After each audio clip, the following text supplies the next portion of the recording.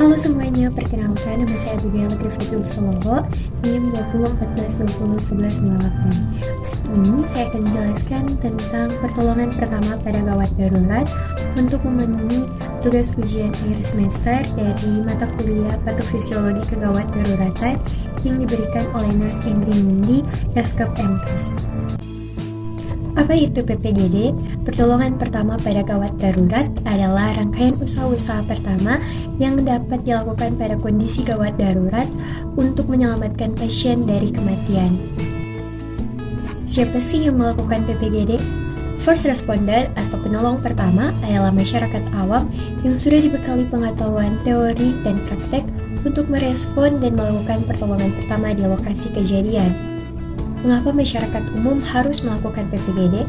Karena kita tidak dapat selalu mengandalkan layanan ambulans atau paramedis untuk segera tiba di lokasi kejadian yang karena juga terbatasnya alat dan waktu.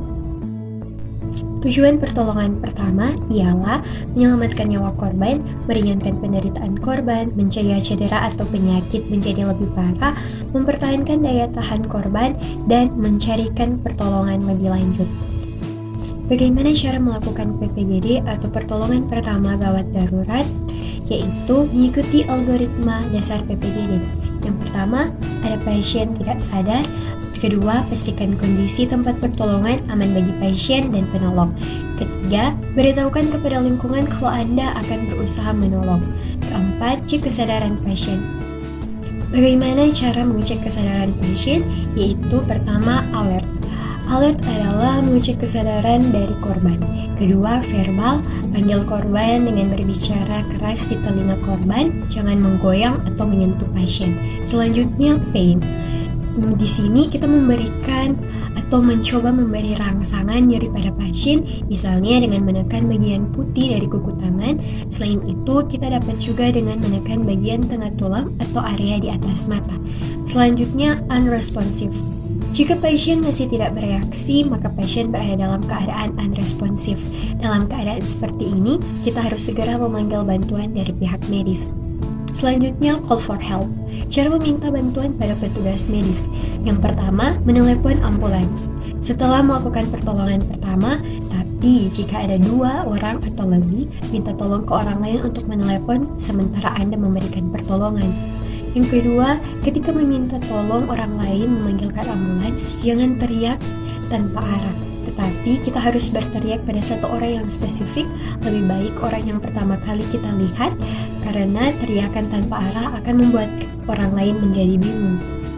Yang ketiga, saat menelepon ambulans untuk meminta bantuan medis, cobalah memberitahukan jumlah korban, kesadaran korban, antara pasien sadar atau tidak sadar, perkiraan usia dan jenis kelamin, dan tempat terjadinya kegawatan atau kecelakaan.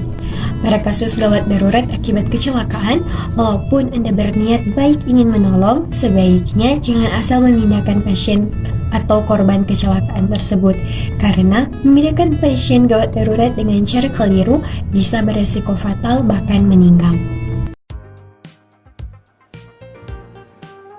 Hai semuanya, untuk kalian teman-teman yang masih mencari tempat perkuliahan atau sudah ada rencana untuk melanjutkan studi ke jenjang perkuliahan, mari bergabung dengan kami di Universitas Pembangunan Indonesia Manado. Di dalamnya ada Fakultas Sastra, Fakultas Hukum, Fakultas Teknik, Fakultas Pertanian, dan Fakultas Ilmu Sosial dan Politik. Dan di kesempatan kali ini, saya ingin mengajak teman-teman semua terlebih khusus untuk masuk di Fakultas Keperawatan. Fakultas Keperawatan kami sudah terakreditasi B. Kiranya kalian semua dapat bergabung dengan kami di Universitas Pembangunan Indonesia Manado dan membuat UNPI semakin jaya.